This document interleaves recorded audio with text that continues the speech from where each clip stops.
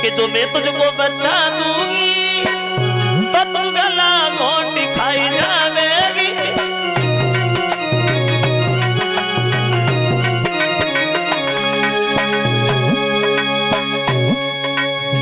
क्या जाने माँ, अरे माँ तो माँ जानती है, तू तो कभी माँ बनी नहीं पाई तो तू क्या समझे माँ होती क्या। और एक बात और सुन,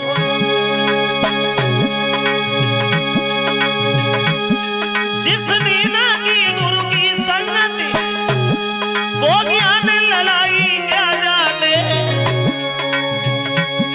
पतिव्रता होती कैसी है पद चलन लुगाई क्या जाने।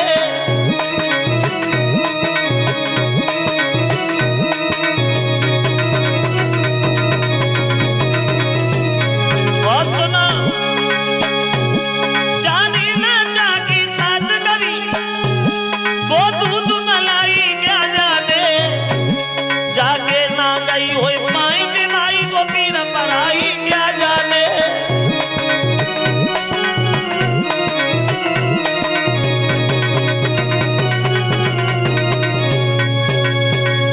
उत्तर दिया, अगर मैंने तुझे अपना लड़का दिया तो उसे तू जहर दे के मार डालेगा।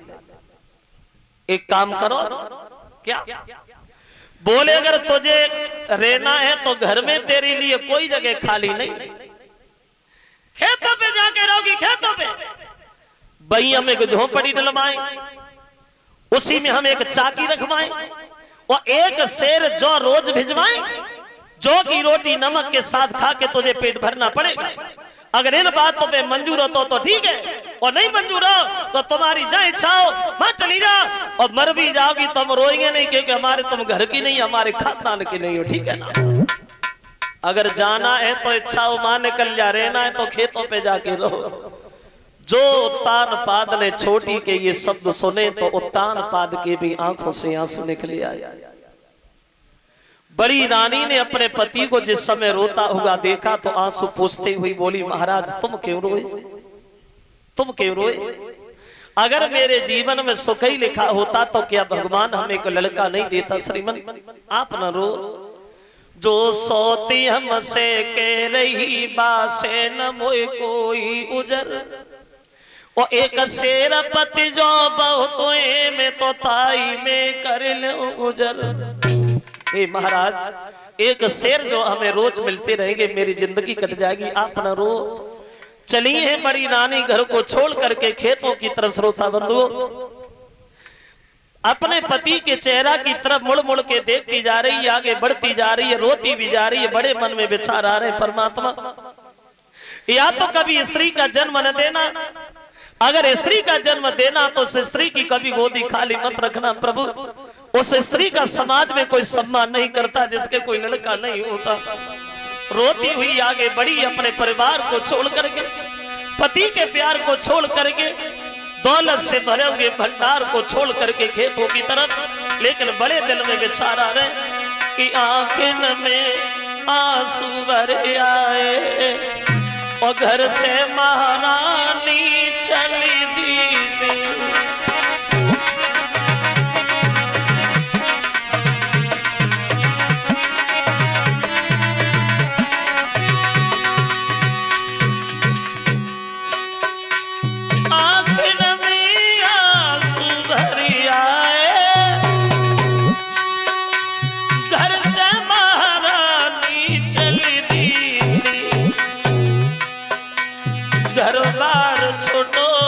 परिवार छोटो खेतन की रास्ता गईली।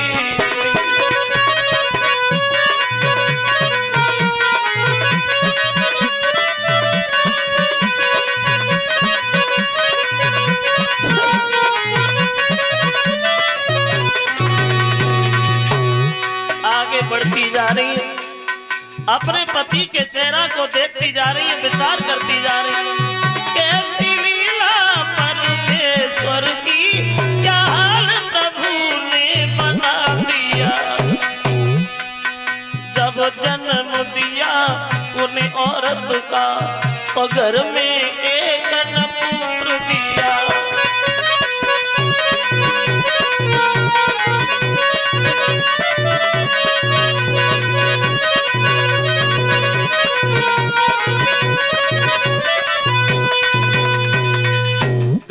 छोड़ के निकल गई बड़ी रानी खेतों पे। वो तान पात बड़े उदास खड़े हैं दरवाजे पे। तो छोटी रानी भगिया के महाराज पे दौड़ पड़ी। क्या हुआ? ये चेहरा उतर कैसे गया? अरे कोई मर गया क्या? एक बात कान खोल के सुन लो महाराज, आज के बाद उससे कभी बोलोगे नहीं, कभी मिलोगे नहीं और कभी बात नहीं करोगे, समझ गए? चुपचाप उठे और घर के अंदर चले गए। बड़ी रानी खेतों पे जाके झोंपड़ी डाल के रहने लगी। देखो, एक ही पति की दोनों पत्नियां हैं, लेकिन दोनों की किस्मत अलग अलग हो गई। एक राजा की दोनों रानियां, लेकिन दोनों की किस्मतों में फर्क आ गया। किस्मत दोनों की जुदा जुदा। कितना अंतर आया दोनों रानियों में। एक आराम से बिस्तर पे सो रही है तो दूसरी ठीक दोपहर में जंगल से लकड़ियां इकट्ठी कर रही है। एक बड़े बढ़िया पौष्टिक भोजन खा रही है तो दूसरी उधर जौ की रोटी नमक के साथ खा के अपना पेट भर रही है। एक बड़े सुंदर वस्त्र आभूषण से सजी है तो दूसरी इधर खेतों पे एक फटी पुरानी साड़ी पहने हुए है। एक ही पति की पत्नियां हैं दोनों, लेकिन दोनों की किस्मत अलग अलग हो गई। कितना अंतर आया दोनों में। तो छोटी रानी महलनी उदास न संग मौज उड़ावे।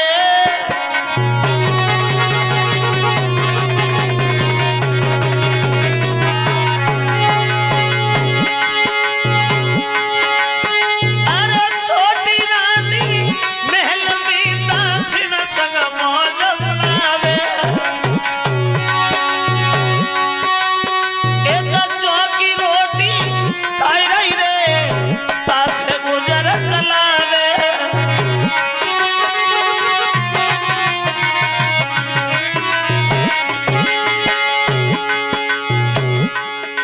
सोच रही है बड़ी रानी मन में। एक दिन अंधेरी रात में बैठी है, नींद नहीं आई तो मन में विचार करने लगी, परमात्मा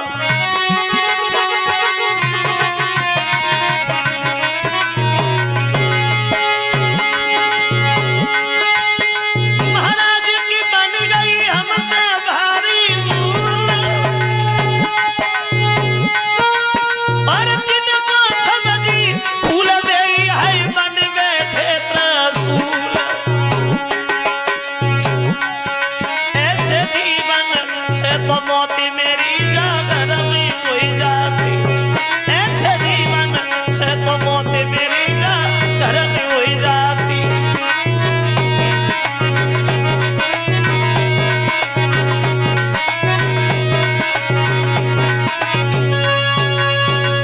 मुसीबतों का सामना बड़ी रानी कर रही है। एक दिन मन में विचार करती है, इससे बढ़िया ये है कि मेरी मौत हो जाए, वो ही अच्छा है।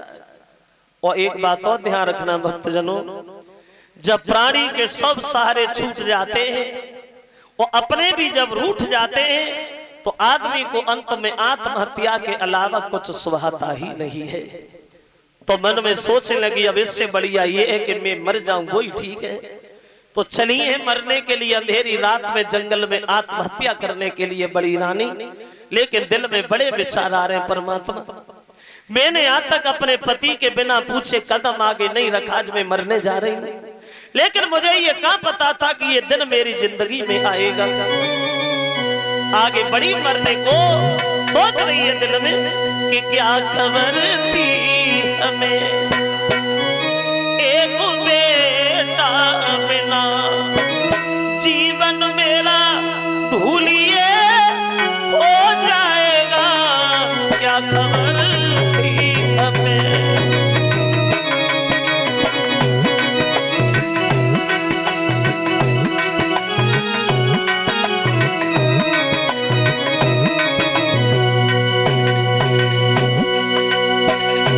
जा रही है मरने, लेकिन दिल में विचार आ रहे दीन बंधु, एक दुख होता मैं उसे सहन कर लेती, लेकिन भगवान ने तो हमें कदम कदम पे दुख दिया, कदम कदम पे कष्ट दिया।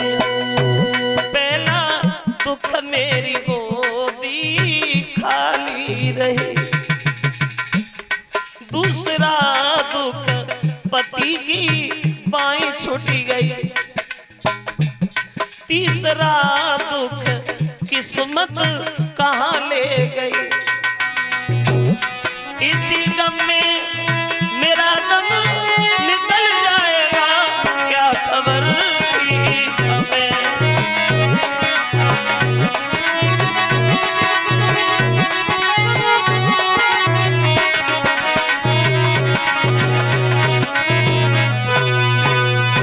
चलिए मरने के लिए बन, कोई नहीं दिखाई दे रहा है, अंधेरी रात है, मरने के लिए जंगल में पानी खोज रही।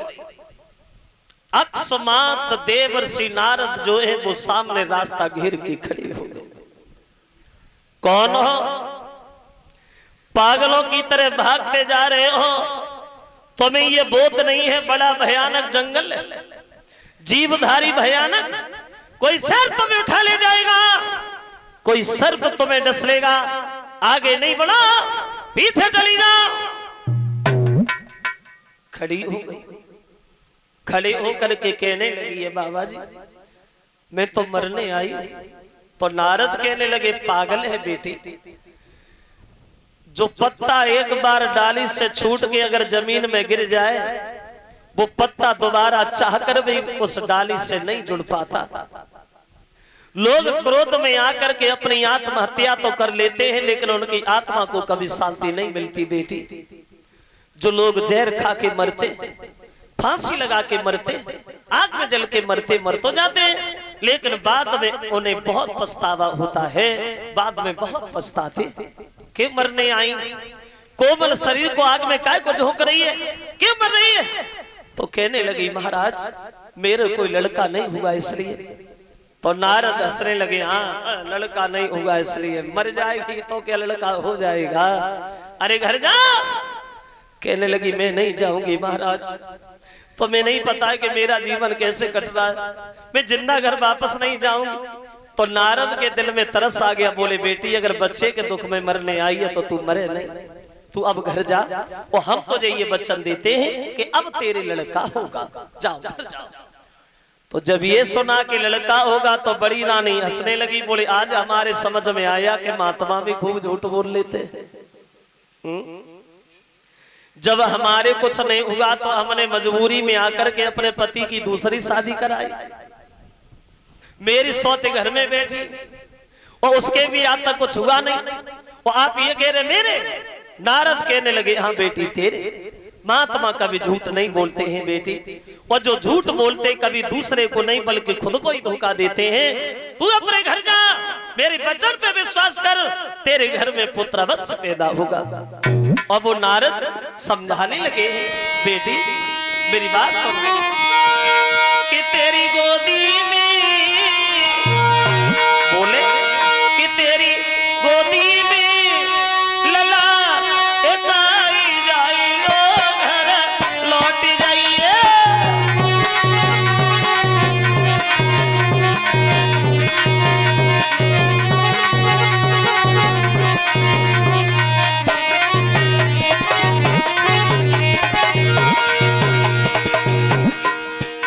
लड़का होगा और बोले अरे मानो बिटिया माता हमारी,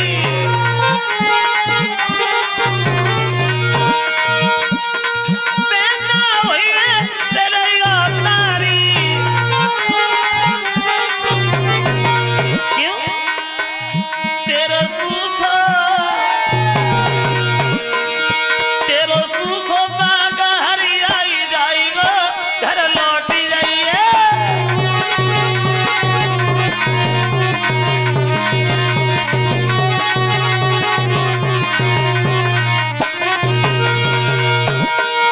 अरे बिटिया नहीं कभी जाना,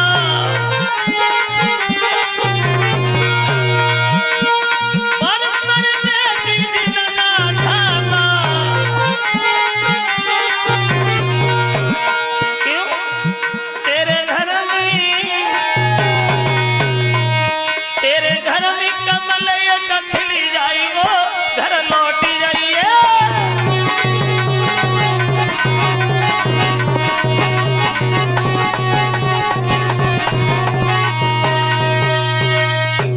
लड़का होगा, और ऐसा लड़का होगा बेटी तेरे, जब तक ये सूरज चांद रहेगा लोग तेरे बच्चे का नाम लेंगे। घर वापस चली लौटे आई महात्मा की बात मान करके बड़ी रानी घर पे। अब लौट तो आई है, टूटी सी चारपाई पे लेट गई। अब लेट गई लेकिन नींद नहीं आ रही है। वही महात्मा की कई बात ध्यान में आ रही है। परमात्मा कौन सा वो दिन होगा जब महात्मा की कई बात सच होगी?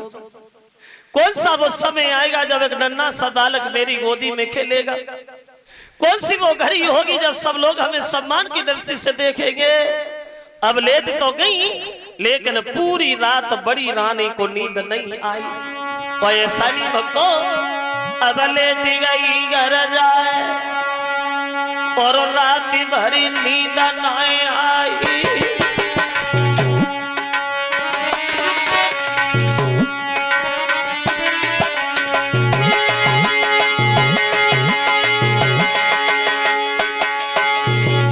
बड़ी रानी को अब लेट गई घर जाई, रात भरी नींद न आई। और सन्यासी की बात रही बुद्धि में दोहराई रे, गरीबों के सजना जब पुत्र तन से खाली गोदी मेरी भरी जावेगी रे, वो एक बल्ला हमारो है। और ये नई बातन मियाँ घन में बहु घुरारो है रे, वो एक कुमार हमारो है।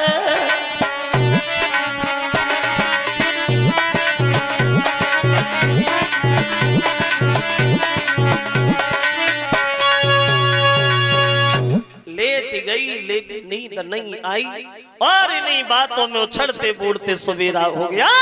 उठी और वो बड़ी रानी जो है वो घर के काम में जाके लग गई। अब इधर बड़ी रानी घर के काम में लगी है और उधर देवर्षि नारद की बात सच होने के लिए चली बाहर। उत्तानपाद ने सुबह सुबह घोड़ा सजवाया और शिकार खेलने के लिए चले। सुबह निकल गए शिकार खेलने। महाराज पूरे दिन शिकार में लगे रहे। शाम को जिस समय घर पे वापस आए तो क्या देखा, जब छोटी रानी के केबाड़ बंद हैं तो दरवाजे पे खड़े होकर के छोटी रानी के केबाड़ खटखटाने लगे। रानी केबाड़ खोलो, लेकिन कोई नहीं सुन रहा। उत्तानपाद फिर चिल्लाने लगे, अरे केबाड़ खोलो, लेकिन कोई नहीं बोला। उत्तानपाद फिर चिल्लाते हुए बोले, मैंने क्या कहा? महल की दासियां भी सो रही क्या? अरे केबाड़ खोलो ना। लेकिन अब केबाड़ कौन खोले? वो छोटी रानी जो है वो आंगन में, अरे सुख नींद सोई गई रानी।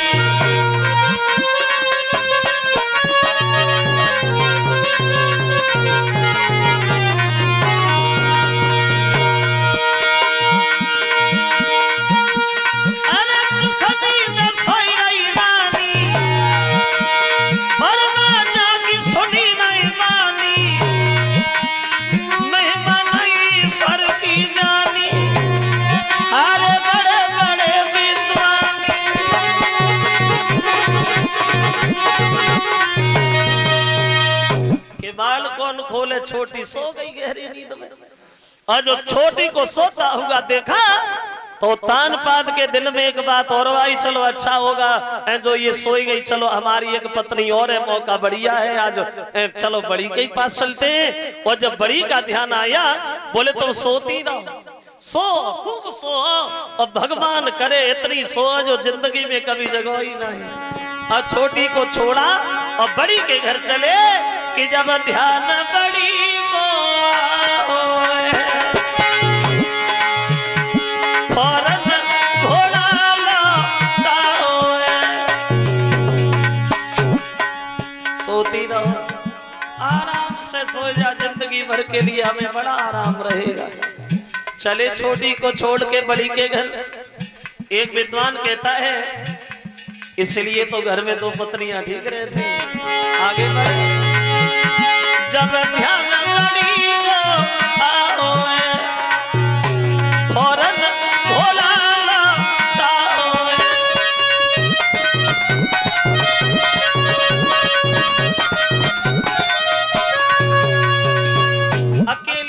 से निकली गए, खेतों पे बड़ी रानी के पास के लिए पहुंच गए, जहां बड़ी रानी झोपड़ी डाल के रह रही है खेतों में। बड़ी रानी के जब घर के दरवाजे पे महाराज जाके खड़े हुए, बड़ी रानी ने देखा तो भाग करके सामने पहुंच गई, दोनों हाथ जोड़ के खड़ी हो गई, बोली महाराज आप इतनी रात को मेरे घर में कहां से आए? उत्तान पाद कहने लगे शिकार खेलने गए तो छोटी सो रही थी, मन में विचार किया तुमसे मिल लिया या चला आया।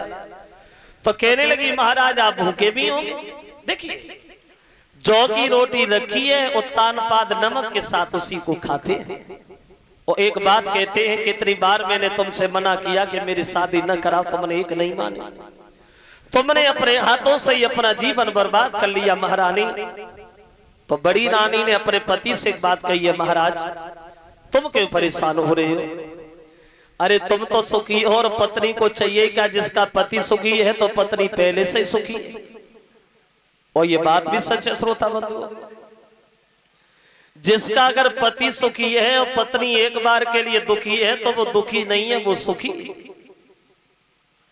और जिसका अगर पति दुखी है पत्नी आराम से रह रही है तो उसका कोई जीवन थोड़ी। पिया फिरे परदेश में वो बेझेले कष्ट अपार, और जो पत्नी घर में रहे तो जीवन बेकार।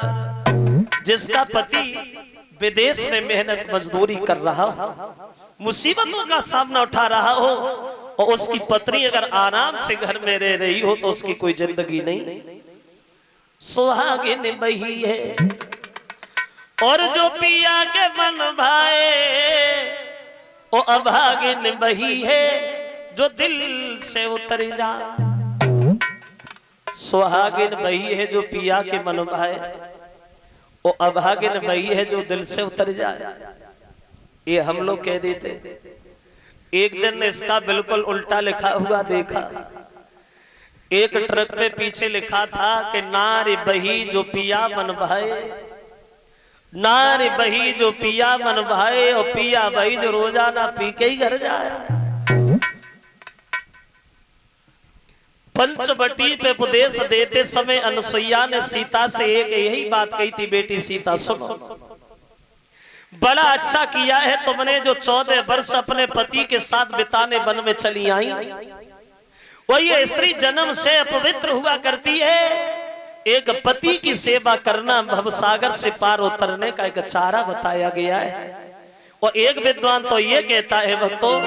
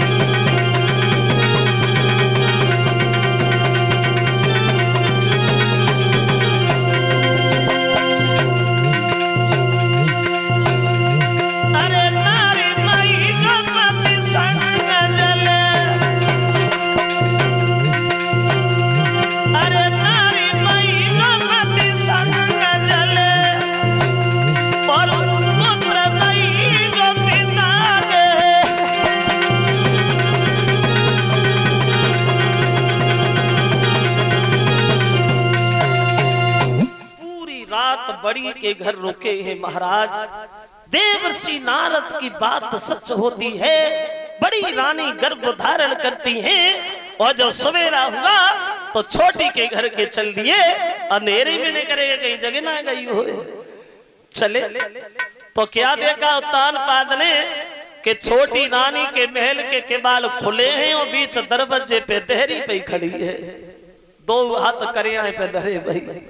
और जो दूर से आता हुआ देखा, भाग करके रास्ता में गिर, इधर आ इधर आ, कहाँ रहे? पूरी रात हम घर में अकेले बने रहे, पूरी रात हम अकेले कर, अब बोल ही नहीं रहे, चुपचाप खड़े हैं। छोटी चिल्ला लगी, मोन का खड़े हो? मैंने पूछा तुम नहीं बताओ, नहीं बताओ, हमें पता है तुम कहां रहे। और बोली राती साथी घर रहे और जाने में मिले नहीं धमकाई, और बादल की करियो याद रे जब कसम हमारी खाई। उस दिन हमसे ये कह रहे थे हम उससे कभी बोलेंगे नहीं, बात नहीं करेंगे, फिर तुम मैंने क्या कहा, तुम रहेगा जब घर की नारी सतरानी है सोई बहु पेट में पानी है।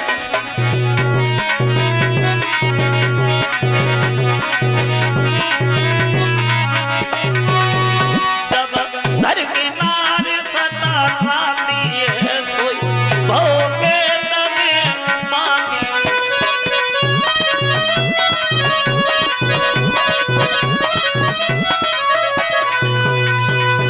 छोटी ने जवाब दी, उस दिन मेरी कसम खा रहे थे हम कभी बोलेंगे नहीं, बात नहीं करेंगे, फिर तुम कहे खाए को। मैंने क्या पूछा, तुम पूरी रात भर रहेगा। तान पात कहने लगे पागल औरत, आते आते तूने जिसका सारा सुख छीन लिया हो, आते आते तूने जिसे रानी से दासी बना दिया हो, अब भी तेरे दिल में उसके लिए कोई जगह नहीं है, तो उससे जिंदा क्यों छोड़े। ये तलवार ले उससे मार के नहीं देती, जब देखो तब उसी की बात, जब देखो उसी की बात, उसके अलावा तेरी जुबान पे कोई बात ही नहीं आती। छोटी बोली तो इसका मतलब ये है कि तुम मान ही गए हो। हमने समझा के भाई चलो जाना भी नहीं बता देती अच्छी तरीका से, कभी देख लिया तो रहने लगे घर में। इधर देखो भगवान की माया, बड़ी रानी ने भी गर्भ धारण किया, कुछ समय के बाद छोटी ने भी गर्भ धारण किया, लेकिन दोनों रानियों में अंतर हो गया, दोनों रानियों में फर्क हो गया। कितना अंतर, बड़ी रानी ने जब गर्भ धारण किया है तो उसे उतना ही काम करना पड़ रहा है जितना वो पहले करती थी, और जो छोटी रानी ने गर्भ धारण किया तो गांव की हजारों औरतें, हजारों दासियां सेवा करने के लिए खड़ी हैं। कोई दासी पैर दबा रही है, कोई दासी हाथ दबा रही है, कोई दासी सर दबा रही है, कोई दासी पीठ दबा रही है, वो काऊ दासी को जगह ना मिल रही है तो दासी दासी को ही दबा रही है। एक ही पति की पत्नियां, लेकिन दोनों में अंतर बहुत हो गया, फर्क बहुत हो गया। कितना अंतर आया दोनों में, तो देखो तो एक ने किया गर्भ धारण और उस दिन से पलंग न छोड़ा है।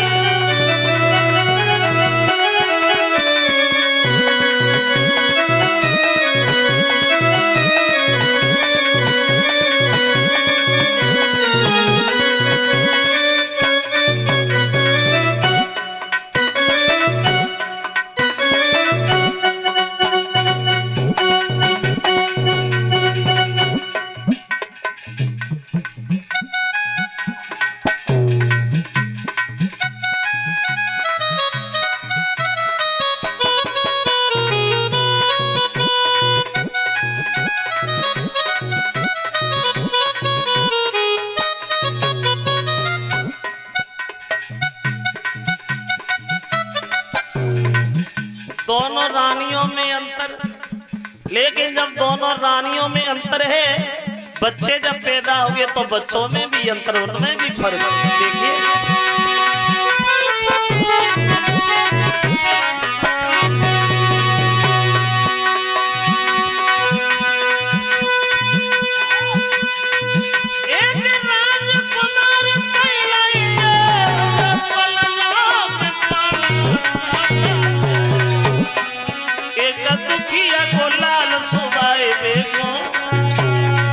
पर डाल